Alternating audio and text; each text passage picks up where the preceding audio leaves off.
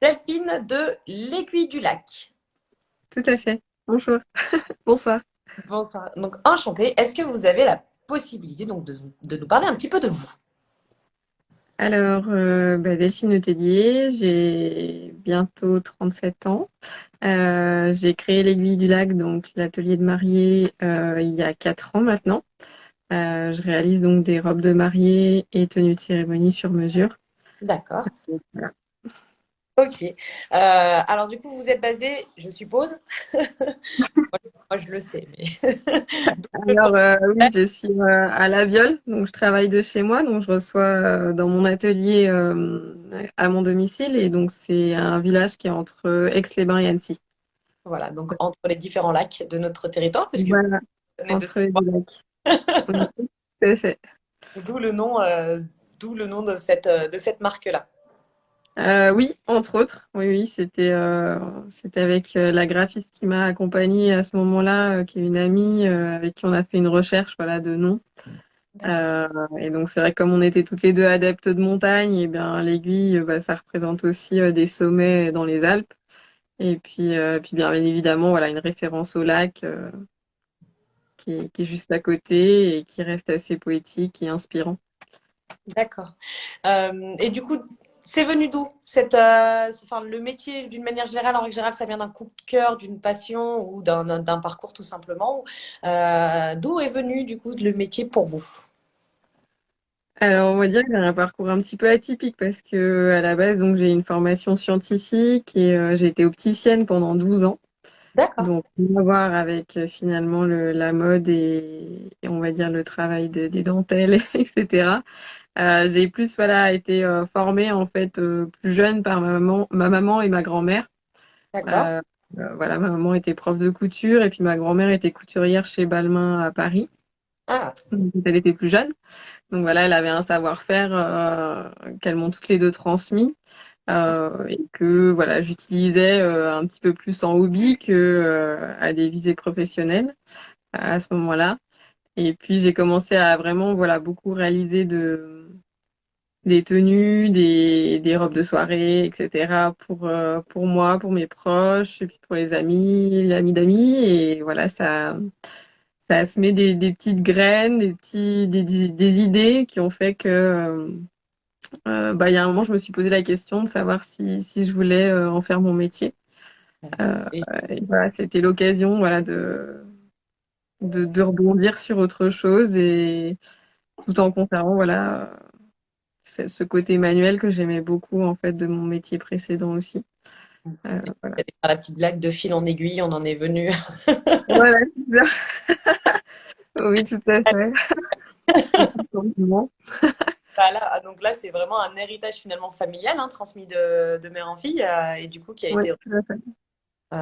malgré c'est souvent enfin il y a toujours ce côté un peu de passion en fait hein, et de soit on tombe amoureux d'une matière il y a eu une certaine transmission du savoir-faire soit on tombe dans ce métier-là et on a beaucoup de personnes enfin il y a beaucoup d'artisans créateurs que je rencontre en tout cas qui sont qui ont fait de la reconversion professionnelle pour revenir à leurs premiers amours entre guillemets euh, sur le travail manuel et du coup je trouve ça magnifique en tout cas de prendre son courage de se lancer à plein temps dans ce qu'on aime. Voilà.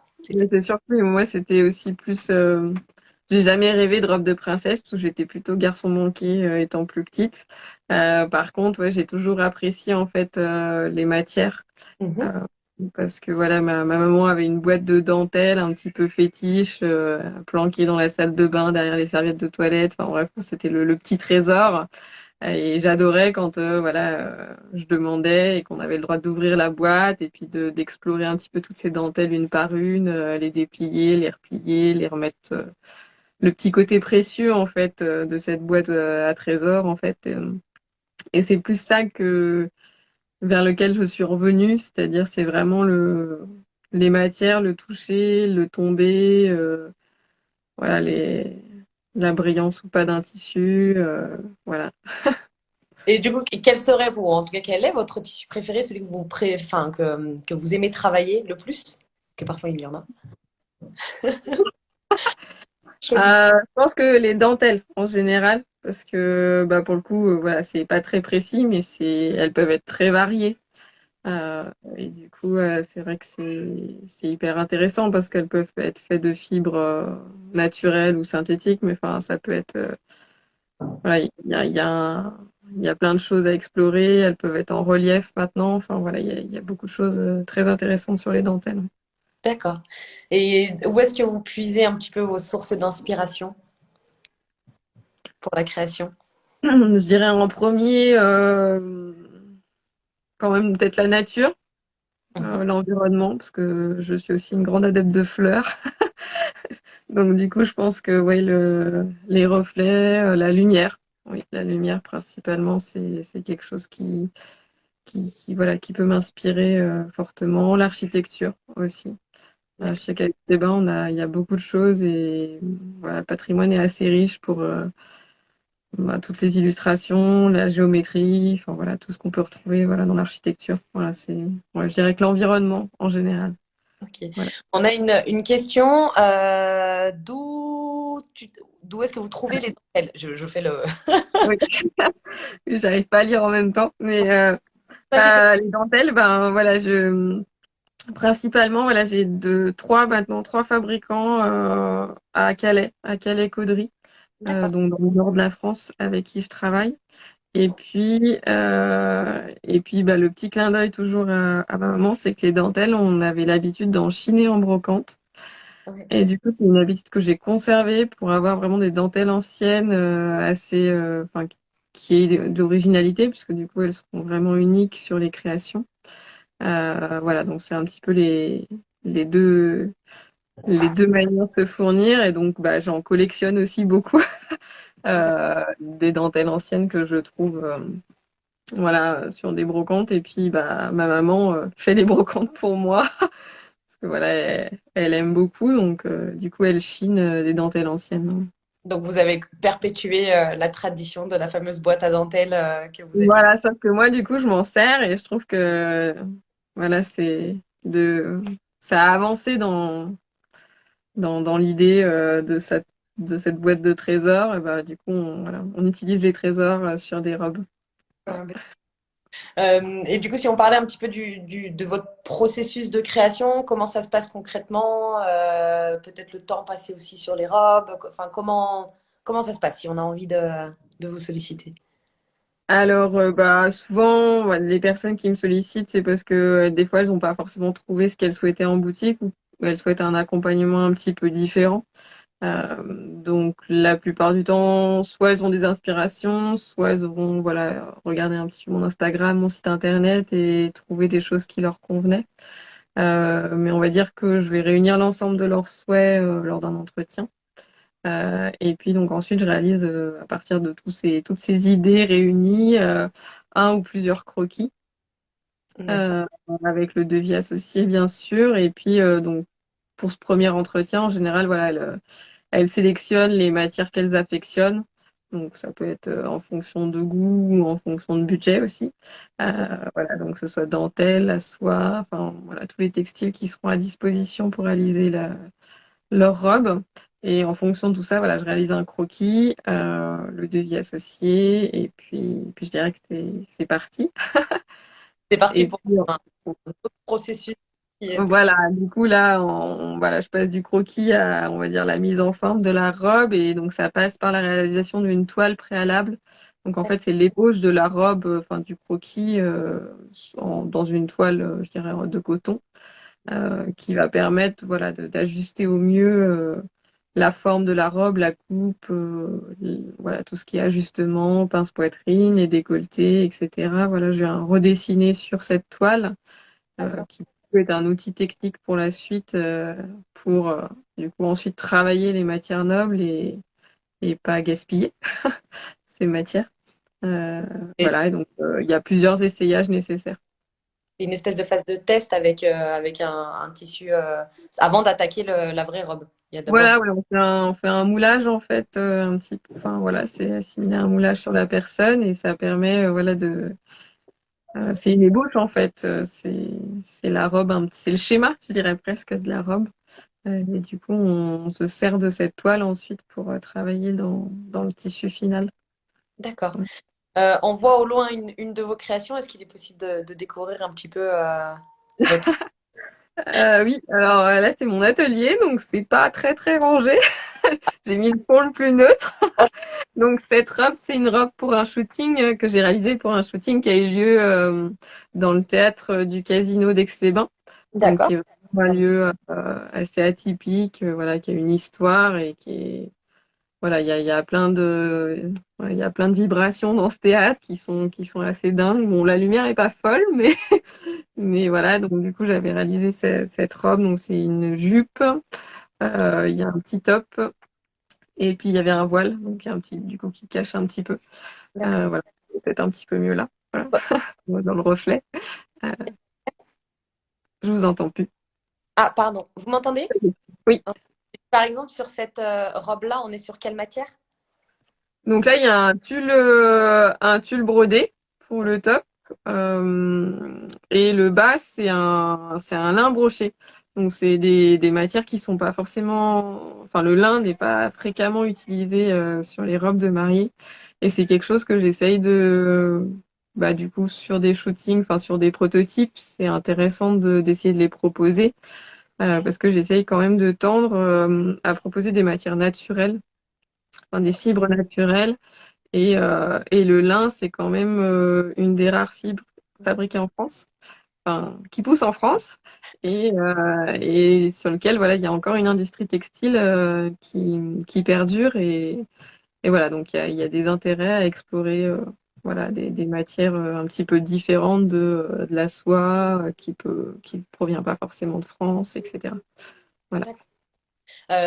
Et du coup, enfin bon, moi, je la repose à chaque fois, hein, j'ai l'impression de me répéter à chaque fois, mais combien de temps à peu près de création par exemple, sur cette robe-là, c'est à peu près combien de temps? Du début du processus, du design, jusqu'à la finalité. Bah, sur les shootings, c'est un petit peu particulier parce que je les conçois assez rapidement parce que je fais pas d'essayage. D'accord, oui, Je c'est vrai. pars que des mensurations de la modèle.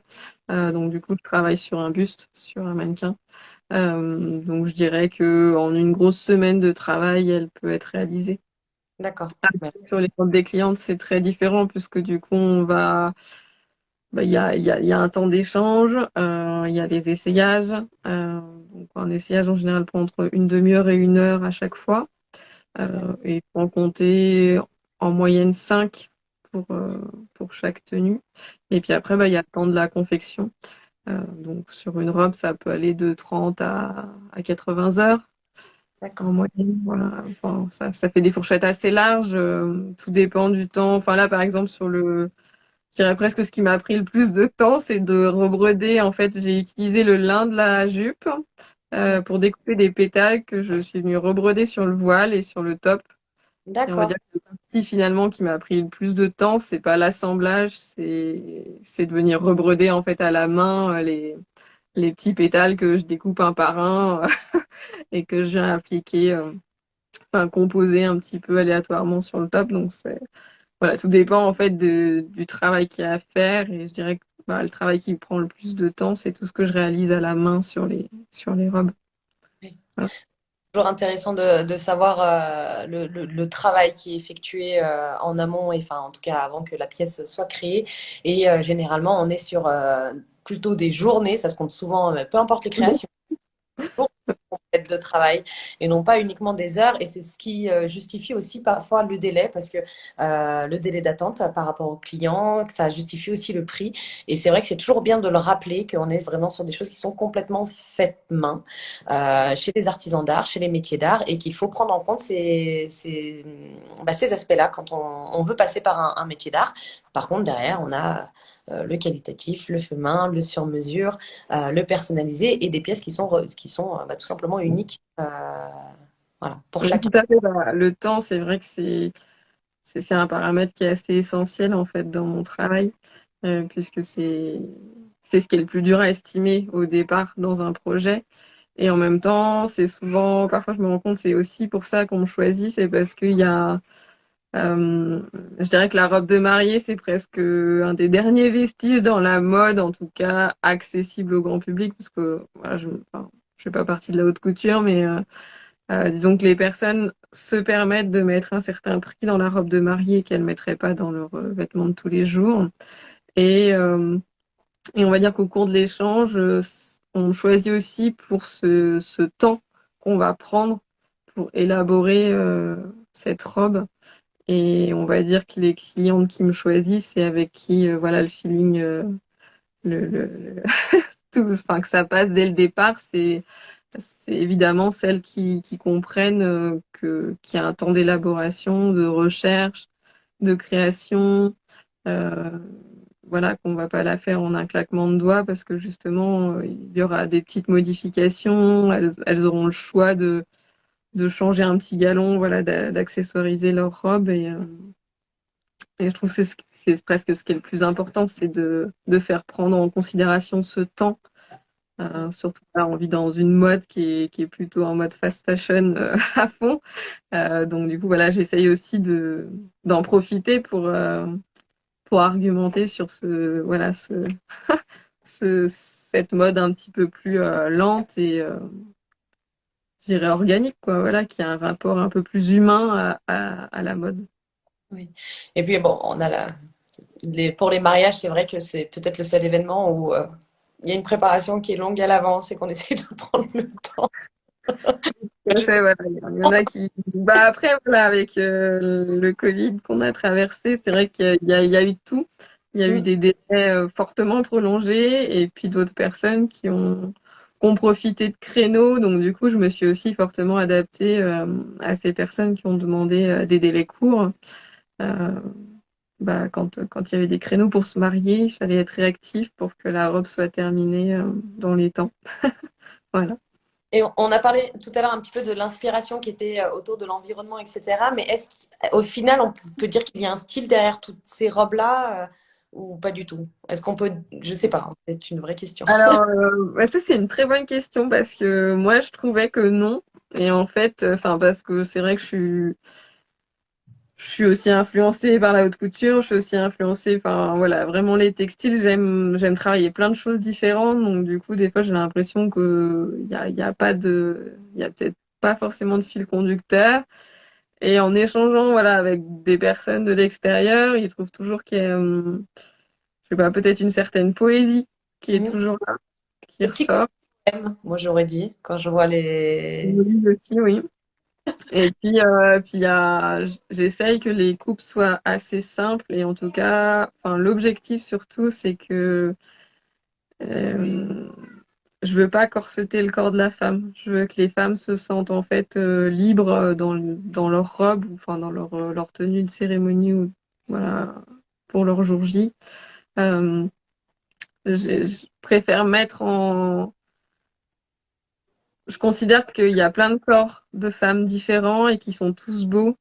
Et du coup, voilà, l'objectif, c'est de rassurer aussi les femmes sur voilà, qu'elles n'ont pas l'obligation de ressembler à une brindille sur un magazine de mode et que justement, en fait, elles peuvent être belles sans se contraindre. Voilà.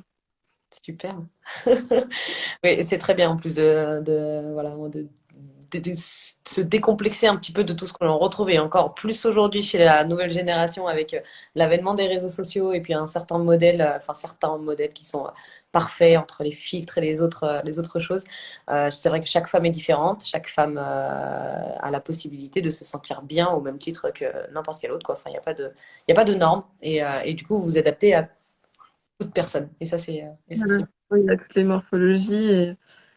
Et puis je trouve que déjà, enfin, les femmes se maltraitent déjà suffisamment physiquement pour rentrer dans les, dans les cases pour que voilà, le jour de leur mariage, elles soient pas encore obligées de se conformer. Alors même si voilà, il y a des, il y a des modes, des tendances, etc. Mais voilà, mon idée, c'est de les adapter aux femmes et pas qu'elles s'adaptent à ces. Voilà. s'adapter à la robe. D'accord. Est-ce que vous avez des projets qui sont en cours actuellement? Est-ce que vous avez des choses sur lesquelles vous... Plein. Plein. Bah, voilà, il y a toutes les robes déjà de 2022 qui sont en cours. Donc, je dirais que c'est un peu pour moi, c'est un peu la grosse période parce que voilà, mes mariés, bon, j'ai eu des mariés d'hiver. Il y a eu un petit, voilà, février, c'était un peu plus calme. Mais voilà, dès mars-avril, j'ai à nouveau des mariés, enfin, des mariés qui se marient, qui ont leur date qui approche. Et puis, on va dire que le plus gros, ça sera sur entre juin et septembre. Donc, voilà, c'est un moment assez charnière dans l'année pour l'atelier. Et puis, à côté de ça, j'ai développé une collection civile qui a été shootée la semaine dernière, donc donc, du coup vous avez la primeur là, de l'annonce. Et du coup c'est une collaboration avec une autre modéliste parce que du coup je n'arrive pas à tout faire. Euh, et donc euh, et donc voilà, donc elle a été shootée et maintenant elle va être mise en ligne en tout cas. Et l'objectif voilà c'est de vendre des créations sur des tailles commerciales sur mon site internet. Ok. Voilà. Donc ça, D'accord. c'est voilà, le gros projet de l'année. Et puis, voilà, j'ai un site internet qui vient d'être fait. Donc voilà, il y a tout le développement derrière et tout le contenu à réaliser. Oui. Donc, je ne sais Euh, pas, c'est cool. Poser la question de la collaboration, c'est savoir si vous travailliez tout le temps, enfin toujours seul, ou si vous faisiez des collaborations parfois avec d'autres artisanes ou d'autres personnes. Mais bon. Alors oui, bah, enfin, j'ai pas mal travaillé avec une boutique avec une chapelière qui est D'accord. sur Remilly, Cisaline. Ok. Donc, Mine Régent qui a sa boutique de chapeaux et également de bijoux. Et du coup, sur cette collection civile, on a travaillé sur un projet de couronne de fleurs en soie. Donc, elle, du coup, voilà, elle a mis en forme des pétales d'organza de soie d'une de mes tenues pour réaliser, du coup, une couronne et du coup, qui accessoirise la tenue à partir des chutes de tissu. Donc, c'est aussi l'objectif, c'est de proposer une revalorisation, on va dire un upcycling de mes propres matières pour créer du beau. Donc voilà. Donc réutiliser les chutes de tissus qui sont issues de vos créations, du coup, à des Tout à fins, fait. à d'autres fins. Voilà. Donc, Voilà. côté un petit peu réutilisation que l'on retrouve aussi régulièrement chez les artisans créateurs dans cette démarche de réutiliser soit des choses qui sont déjà existantes, soit en tout cas de faire en sorte de limiter. Bah, Euh, c'est un objectif voilà, que j'ai depuis déjà quelques années sur déjà à titre personnel. Donc dans ma vie personnelle, voilà, c'est quelque chose que je fais au quotidien. Enfin, sur la gestion des déchets, j'essaye d'être, je vais pas dire exemplaire, mais en tout cas, j'essaye de m'y intéresser, de faire des efforts sur cette partie-là. Et du coup, on va dire que c'est un petit peu enfin, c'est tout naturellement que dans l'atelier, j'ai eu l'envie de m'interroger sur qu'est-ce qu'allaient devenir les déchets de tissu. Et c'est aussi pour ça que je me questionne sur les fibres.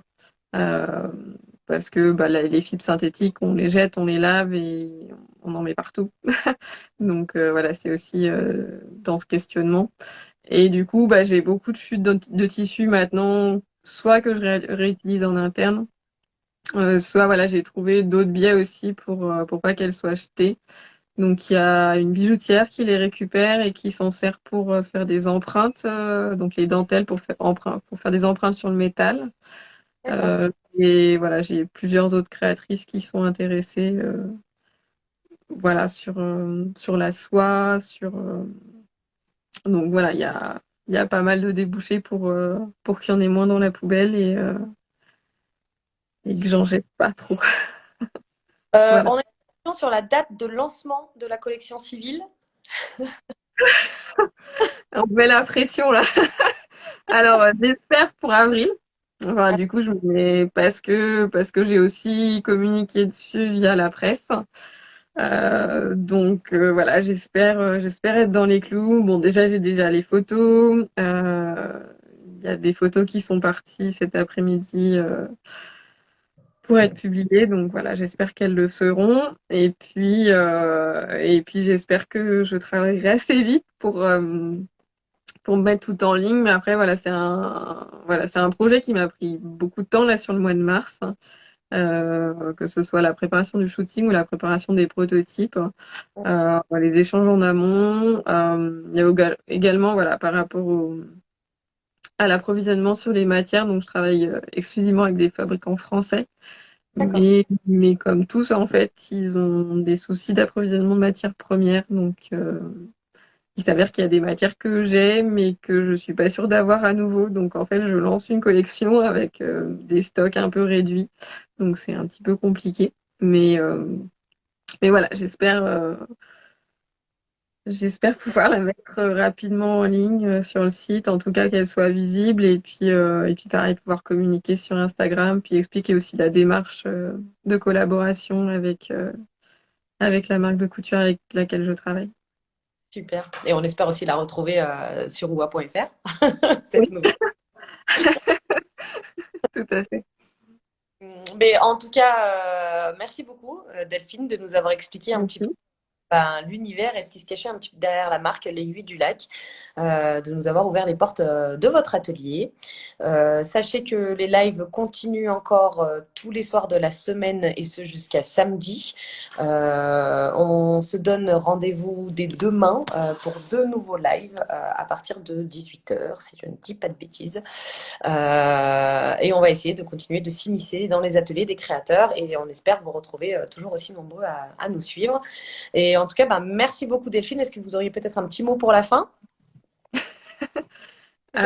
Pour l'initiative vraiment intéressante. C'est vrai que moi, j'avoue que c'est compliqué en fait d'être présent partout et encore plus voilà, sur une autre plateforme et avec OA. Et du coup, ça renoue le lien aussi. Donc c'est chouette. Voilà, donc continuer. Je trouve l'initiative vraiment, vraiment top. Et même si à cette heure-là, voilà, je m'occupe de mes enfants en général, je vais Oui. essayer d'en capter quelques-uns, voilà, pour pouvoir regarder les lives quand même.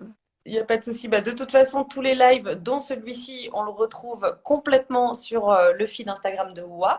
Ils resteront en permanence dans l'onglet live et donc on pourra les revoir et enfin, on pourra découvrir, redécouvrir sans modération l'intégralité des lives qui sont faits cette semaine.